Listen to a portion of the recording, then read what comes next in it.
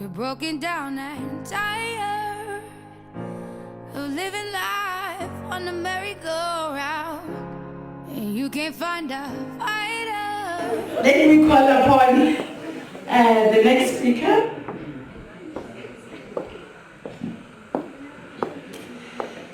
I'm going to call upon Ms. K. Maimela, Advisory Committee member. Thank you.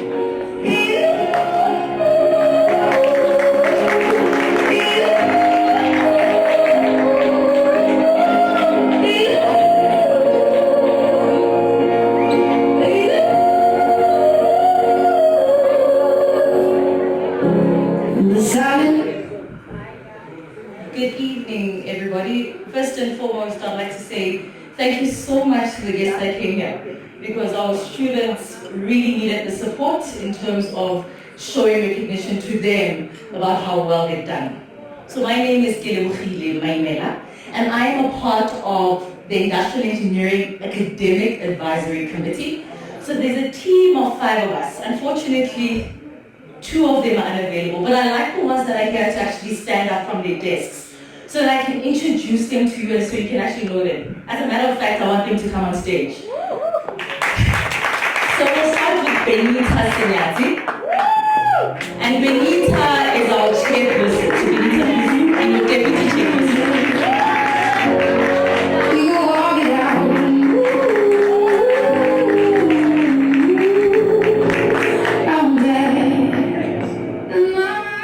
And then I would also like to invite Sydney Teko. Please come and join us.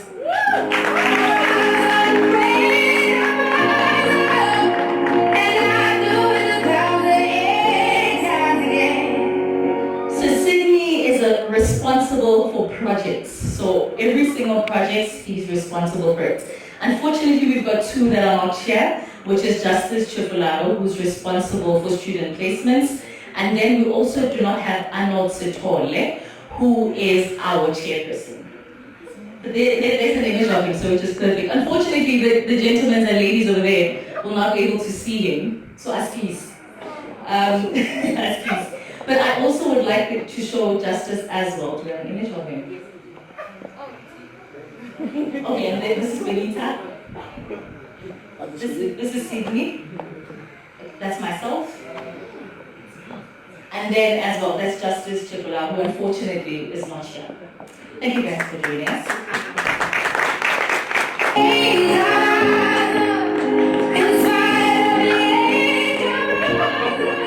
So our team has 5 individuals who have experience across various industries. I mean, starting from manufacturing, some in logistics, some in the tech space. So we've got a wide range of expertise and skills. But I want to tell you what our role is.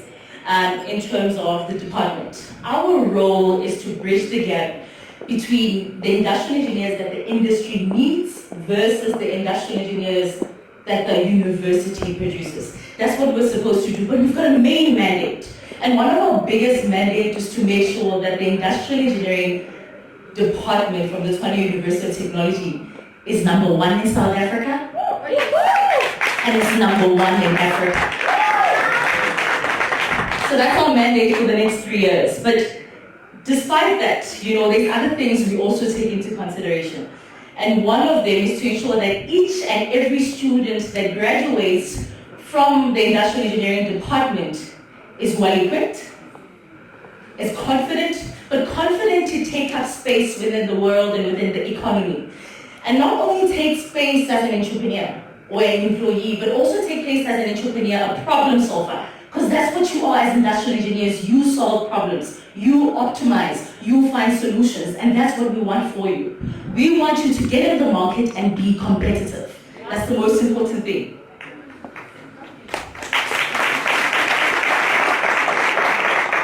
But to achieve that success, we cannot do it alone as the Industrial Engineering Advisory Committee. Instead, we need our lectures, we need industry. I saw all of you that presented here. We're looking at you. We need you to place our students. We need you to grow our students. We need you guys. But also, we need each and every student that's sitting here to also contribute, because you represent the Tshwane University of Technology.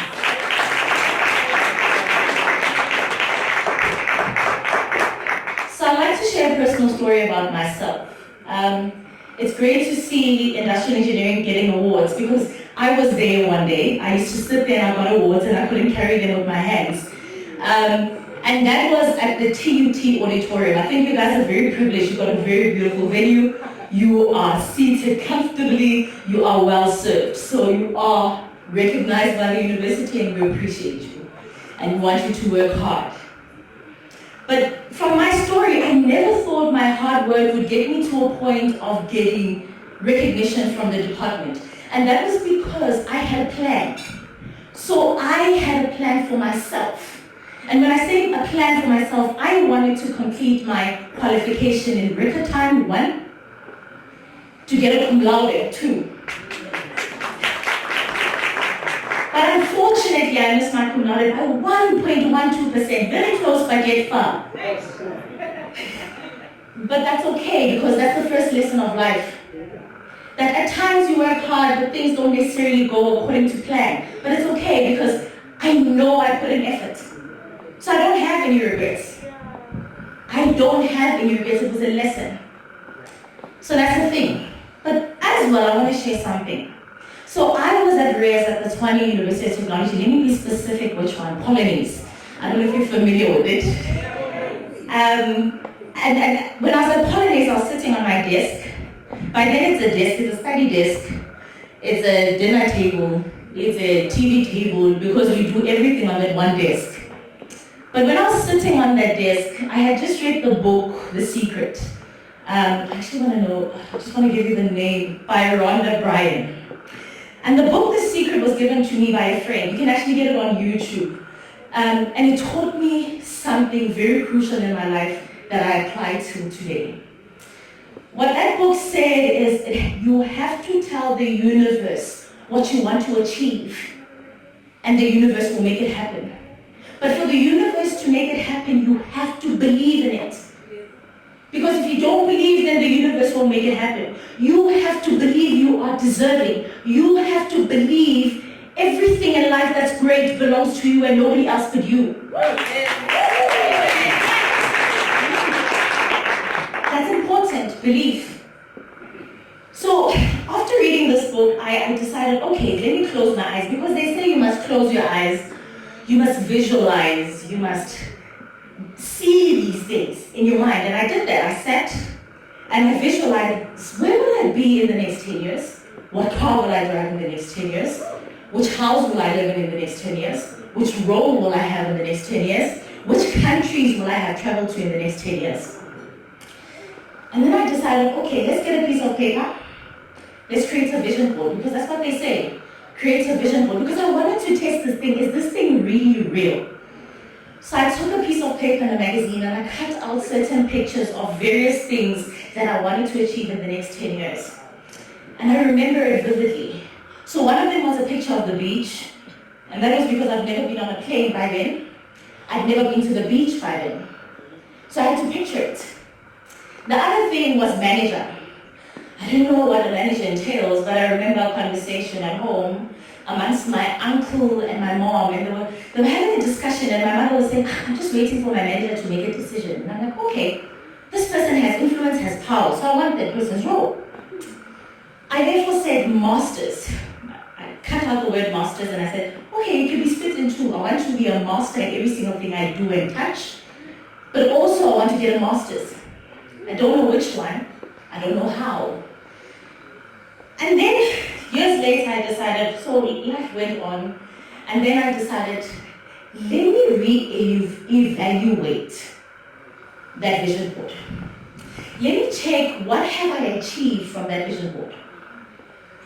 So first, the beaches, I went to travel the world, fortunate, tick.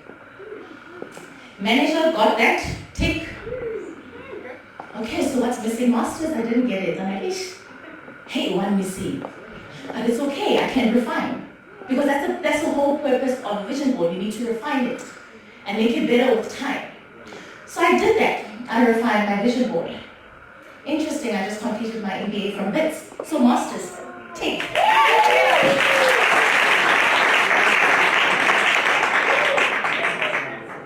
So as I stand before you, what I wanted to say is possible, and it starts with the mind. You need to believe it. You need to condition your mind that success is for you. And once you do that, then the world is your oyster.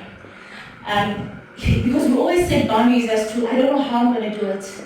I don't know who I need to speak to. But the minute you put in the work, you're dedicated, you put in the effort, everything else will fall into place. The relationships will come to you.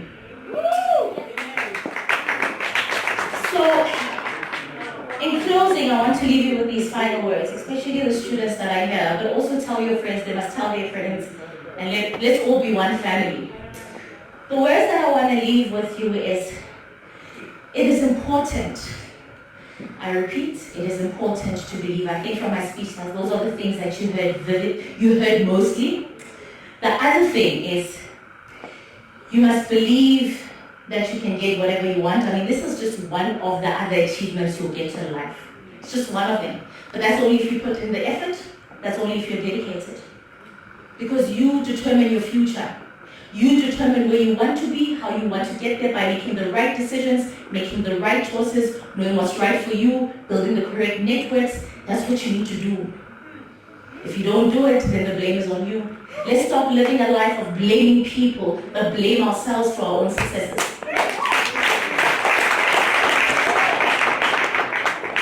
So I want to leave you with these words by Brian Tracy, who says, make your life a masterpiece.